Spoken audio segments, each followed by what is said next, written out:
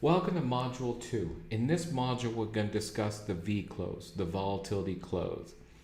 We're going to use this to eliminate a lot of noise that comes in chart reading, determining exactly what's going on in a particular chart and instrument.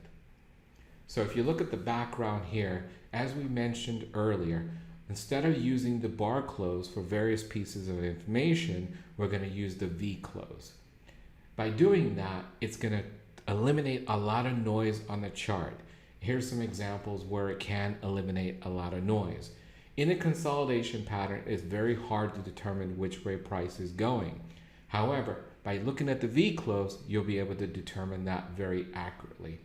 2, when you break a support resistance, sometimes you could fluctuate around that support resistance and you think it's not a key major level. However, it is. By using the vClose around support resistances, we're going to know exactly when you break them.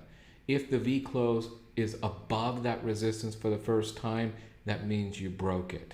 If the vClose is below the support for the first time, that means you broke the support.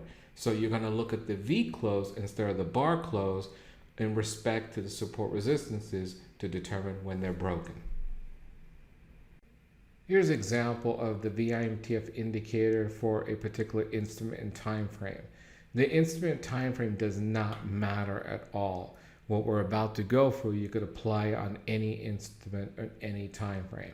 So if you're looking at the bars here, you could see a lot going on. You could kind of recognize which way price is going at in each stage. However, during consolidation patterns such as this could get confusing. So what you want to do is you want to look at these black dots and form a line with them. And you could see here, this black dot here was above that one. That was the very first time that we possibly could bottom. We don't know. The second bar, you got 2 bars now going up. That tells you that a possible trend reversal could be occurring, whether it be for profit taking or full-blown reversal. We don't know. Then another bar comes in. Now you got 3 dots in the same direction. Now you're off to the races to start a trend. Comes all the way up here, then shows a sign of weakness here. This bar closed at the lower here, but the vClose also went down, so that's telling you there's a weakness here. So, and profit taking is now starting to occur. You got your second bar for profit taking. The third one didn't go down, it came up. Then we came up and then we went down. Notice this vClose is below that one here. A lot of people look for divergence on price. They look at divergence on indicators and so forth. You don't really need to do that. All you do is look over here. You can see this dot went down here and this one here is lower than that one. That tells you that you got divergence there very easily. Now you've got a bar here, another bar lower, lower. Now you're starting a trend to go down. So these looking at the vCloses and mapping them out could clearly tell you exactly what's going on, especially during consolidation patterns, which are hard to read to begin with.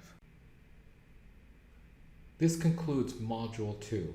Remember, we're going to use vClose to eliminate a lot of noise on the chart so we can see exactly what's going on.